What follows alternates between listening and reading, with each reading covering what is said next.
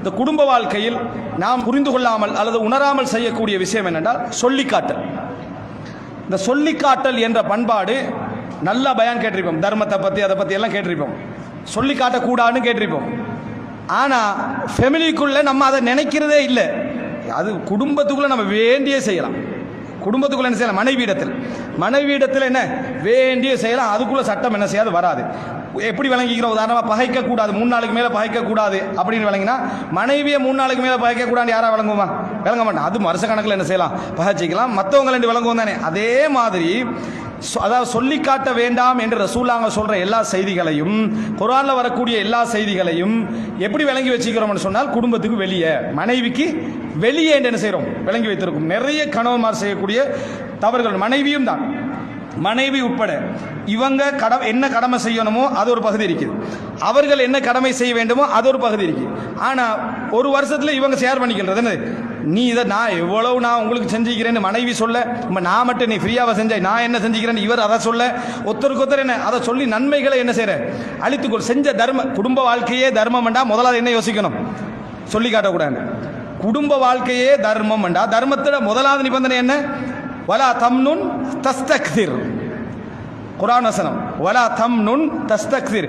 கொடுக்கின்ற பொழுது அதிகப்படுத்துகின்ற எண்ணத்தில் கொடுக்க வேண்டாம். அதிகப்படுத்துகிற எண்ணத்தில் அவன்கிட்ட நான் நிறைய உனக்கு செஞ்சுகிறேன் அப்படி என்ற எண்ணத்தில், அல்லது கூடுதலாக ஒன்றை பெற்றுக்கொள்ளுதல் என்கின்ற எண்ணத்தில் கொடுக்க வேண்டாம். குர்ஆன் வசனம் அது. அல்லாஹ்வுடைய விஷயத்திலும் நீங்கள் என்ன செய்ய வேண்டாம், நான் நிறைய இபாதத் செஞ்சுகிறேன் என்ற அடிப்படையில் இபாதத் செய்ய வேண்டாம். அந்த அர்த்தம் அதுக்கு இருக்குது. உங்களுக்கு தெரியும், இஸ்லாத்துக்கு யாராவது என்ன, அதாவது புதுசாக வந்துட்டா நம்ம அவங்கள முஃப்தி ஆக்கிற விஷயம் எல்லாருக்குமே தெரியும். யாராவது ஒருத்தர் புதுசாக வந்துட்டா அவன் அப்போ தான் இஸ்லாத்துக்கு வந்திருப்பான். ஆனால் நாங்கள் அவரை முஃப்தி ஆக்கி உலகம் உள்ளாந்து பயானுக்கு கொண்டு போகிற பிரச்சனை இல்லை, ஒரு அறிமுகத்துக்காக அவர் கேள்வி பதில் நிகழ்ச்சி, அப்போ தான் அவர் வந்து 1 மாதம் அவர் தான் கேள்வி பதில் நிகழ்ச்சி என்ன செய்யறது, நடத்துறது. அப்படி நடத்தி என்ன முஸ்லீம்கள் என்ன, அதாவது நீங்கள் எப்படி இஸ்லாத்துக்கு வந்தீங்க, நான் முஸ்லீம்களை பார்த்து வரவில்லை, நான் குர்ஆன் ஹதீஸ் பார்த்து. குர்ஆன் ஹதீஸ் ஏன் படிச்சீங்க? இப்போ முஸ்லீமை பார்த்தா குர்ஆன் ஹதீஸை படிச்சீங்க. இஸ்லாமிய சமுதாயம் ஒன்று வாழுது, அதை பார்த்து எஃபெக்ட் ஆகி தான் நீங்கள் குர்ஆன் ஹதீஸே படிக்கிறீங்க. முஸ்லீம் சமுதாயத்தை பார்க்காம யாருக்கும் குர்ஆன் ஹதீஸை படிக்கிற எண்ணமே என்ன செய்யாது, வராது. அதெல்லாம் சொல்லி எங்களோட சந்தோஷப்பட்டுக்கிறது என்ன, பார்த்தீங்களா எங்களே பார்த்து வரலாமே அல்ஹம்துலில்லாஹ். டே உன்னே பார்த்து வரலன்னா நீ அல்ஹம்துலில்லாஹ் சொல்லக்கூடாது, இன்னா லில்லாஹி வ இன்னா இலைஹி ராஜிஊன் சொல்லணும். அதை விட்டுட்டு என்ன பார்த்தீர்கள் அப்படி குர்ஆனை படித்து வந்திருக்கிறார்கள் அப்படின்னு.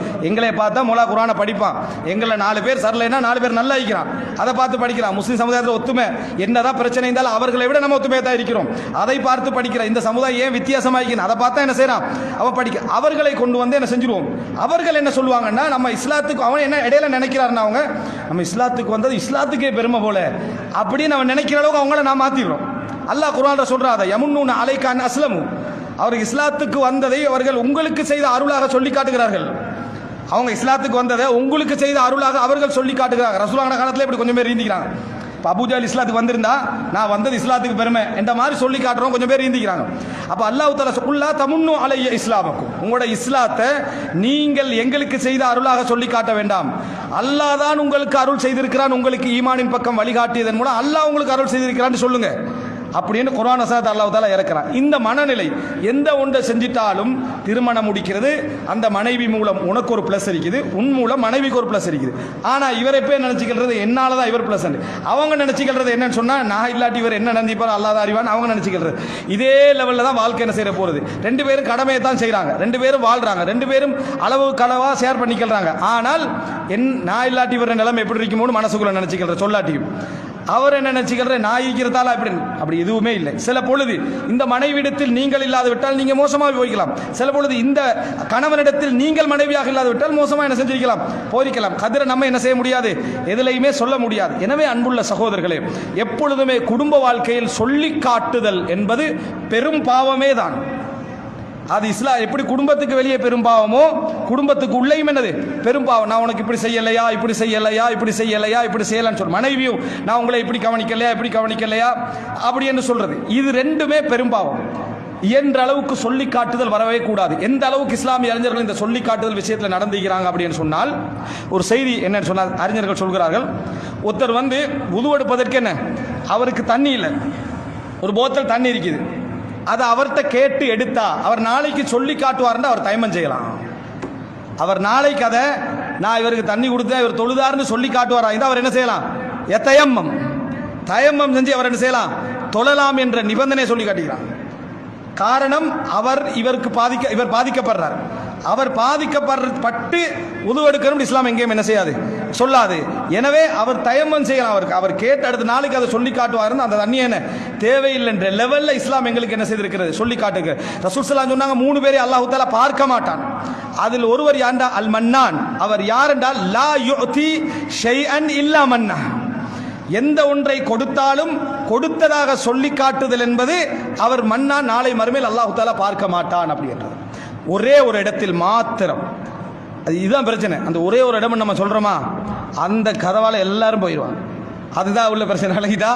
அதாவது இந்த ஒரே ஒரு இடத்தில் மாத்திரம் இஸ்லாம் சொல்லி காட்டுதலை அனுமதிக்குது.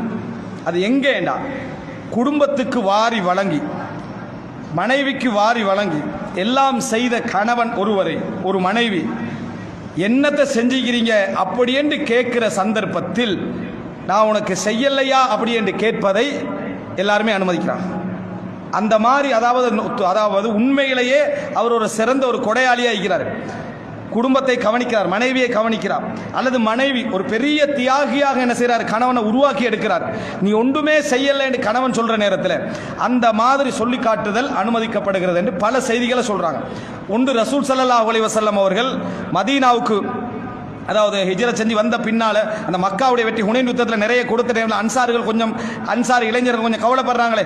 அப்ப அந்த டைம்ல ரசூலுல்லாஹ் அன்சார்கள் அழைச்சி சொல்றாங்க, நீங்க வழிகேட்டில் இருந்தீங்க, உங்களுக்கு வழிகாட்டலையா, நீங்க எதுவுமே இல்லாம இருந்தீங்க, உங்களுக்கு நான் அல்லாஹ் தஆலா தார அமைப்புல உங்களை ஒன்று சேர்க்கலையா, உங்களை ஒற்றுமைப்படுத்தவில்லையான்னு சொல்லிக்கிட்டே வராங்க.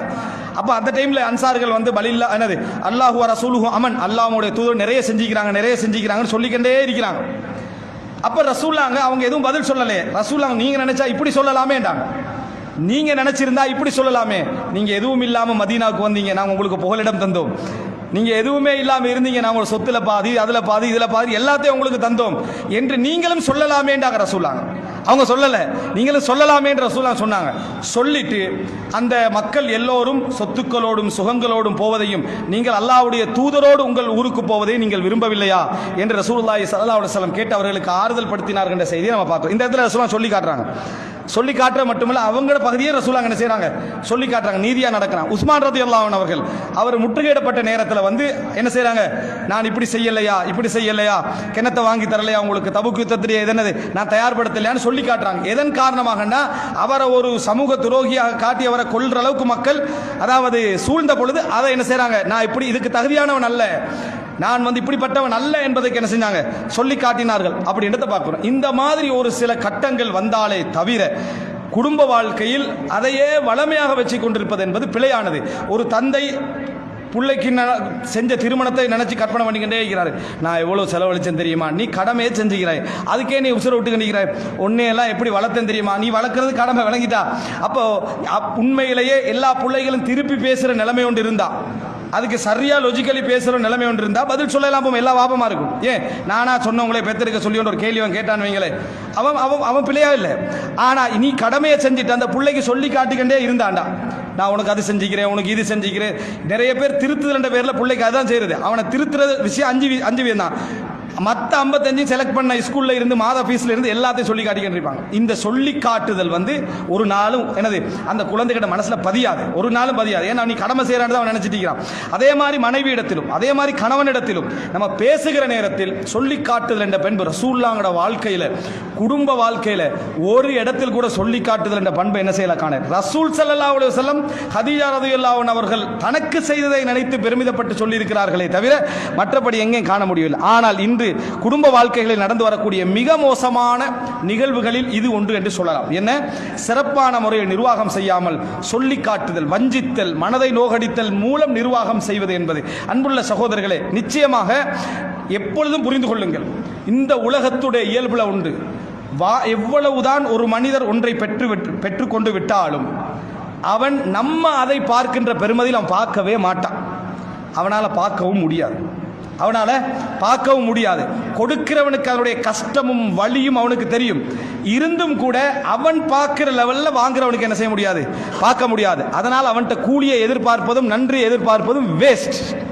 நம்ம யார்கிட்ட எதிர்பார்க்கணும், படைச்ச ரப்புல் ஆலமீன். நம்ம எவ்வளவு கஷ்டப்பட்டிருப்போம், நம்ம அதுக்கு எவ்வளவு உழைச்சிருப்போம், நம்ம எவ்வளவு வேதனைப்பட்டிருப்போம், அவன்கிட்ட கூலியை எதிர்பார்க்கிறது வேஸ்ட். அவன் தரக்கூடிய அந்த சந்தோஷத்தை எதிர்பார்க்கிறது வேஸ்ட். ரப்புல் ஆலமீன் தரக்கூடியதுதான் என்ன செய்யும் அந்த இடத்துல நமக்கு இன்பமாகவும் சுகமாகவும் பலமாகவும் இருக்கும் என்பதை நாம் என்ன செய்ய வேண்டும், புரிந்து கொள்ள வேண்டும். அன்புள்ள சகோதரர்களே, இதை நம்ம புரிந்து கொண்டு விட்டோம் என்று சொன்னால் குடும்ப வாழ்க்கையை பொறுத்த வரைக்கும் இன்னும் சில நம்ம புரிந்து கொள்ள வேண்டிய நிறைய அம்சங்கள் உண்டு. இந்த குடும்ப வாழ்க்கையில் அதாவது இஸ்லாம் சின்ன இந்தந்த துறைகளுக்கெல்லாம் நமக்கு வழிகாட்டி இருக்குமா அப்படின்னு மனிதன் நினைப்பானே, அந்த மாதிரி துறைகள் எல்லாம் இந்த குடும்ப வாழ்க்கையில் நிறையவே வழிகாட்டி இருக்கு. அவ்வளோ விஷயங்கள் இஸ்லாம் சொல்லி இருக்கிறது. அந்த விஷயங்களை எல்லாம் உள்ளெடுத்து மார்க்கத்தில் சின்ன விஷயமோ பெரிய விஷயமோ குர்ஆனிலிருந்தும் சுன்னாவிலிருந்து நம்ம படிப்போம். அங்கே இருந்து என்ன செய்வோம், நம்ம தெரிந்து கொள்வோம். யாராவது இந்த பிரச்சனைக்கு குர்ஆனில் என்ன இருக்கும், ஹதீஸில் என்ன இருக்கும், சஹாபாக்களோட வாழ்க்கையில் என்ன இருக்கும் என்று தேடி போனீங்கன்னு சொன்னால் குடும்ப வாழ்க்கைக்கு அவ்வளவு செய்திகளை இஸ்லாம் என்ன செய்திருக்கிறது, சொல்லி இருக்கிறது. அதையெல்லாம் புரிந்து அதையெல்லாம் நாம் சிறப்பான முறையில் புரிந்து நம்ம வாழ்க்கை நடத்துவோம் என்றால் குடும்ப வாழ்க்கை முழுமையாக ஒரு வணக்கம் என்ற அந்த புரிதல்.